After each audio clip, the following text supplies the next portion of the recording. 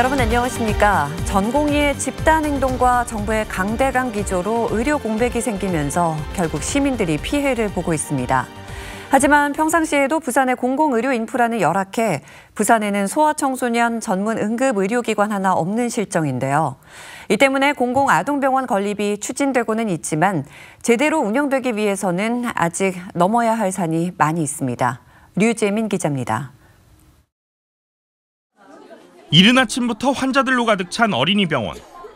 부산 지역 어린이병원 대부분이 비슷한 모습입니다. 지난 2021년 기준 부산 지역 소아청소년 인구 10만 명당 소아청소년과 의원 수는 25.4곳. 대도시를 기준으로 서울과 대구, 인천보다도 적어 소아청소년 의료 인프라 수준이 낮습니다. 게다가 2022년 기준 부산의 민간 대비 공공병원 비율은 7.7%로 전국 평균을 밑돌았고 어린이 공공 전문 진료센터는 한 곳도 없어 소아 질환 전문 치료를 위해선 양산 부산대 어린이병원까지 가야 합니다. 이 때문에 부산에 공공아동병원 건립이 추진돼 타당성 조사 용역이 진행 중입니다. 윤석열 대통령도 적극 지원하겠다고 나서면서 탄력을 받게 됐습니다.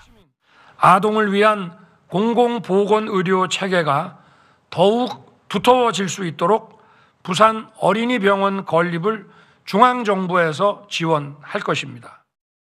부산시 설문조사 결과 응답자의 71%가 가장 필요한 아동의료 서비스로 응급의료를 꼽을 만큼 가장 시급해 보이는 건 365일 24시간 진료를 받을 수 있는 진료센터 구축입니다. 현재 아동병원은 80병상 규모의 90여 명의 의료 인력으로 계획 중입니다. 이 중 의사직은 13명, 심야, 휴일, 교대로 근무를 해야 하는데 진료과도 5개나 돼 지금의 계획으론 운영이 쉽지 않은 실정입니다. 따라서 병원의 기능이 어디까지인지 정확한 목표를 설정해 적정 의료 인력을 다시 산출하는 동시에 대학병원과 지역의료원의 연계 방안 등도 검토해야 한다는 게 전문가들의 의견입니다. 또 실제로 양산 부산대 어린이병원과 충남권 어린이재활병원이 30억 원대 적자를 기록한 점을 감안할 때 지속적인 재정 지원 등을 정부로부터 이끌어내 적자폭을 줄일 수 있는 방안도 필요합니다. 건강보험관리공단 등을 통해서 정확한 의료 데이터를 확보하고 다빈도 중심의 진료 과목을 우선적으로 개설을 하고요. 또 소아청소년 과목에 있어서 우리 응급의료 필수에 중점을 좀 두고 오는 2028년을 목표로 추진 중인 부산 아동병원. 부산시는 국비 확보와 관련해 보건복지부와 협의한 뒤 다음 달 중으로 자문위원회를 열 계획입니다. MBC 뉴스 류재민입니다.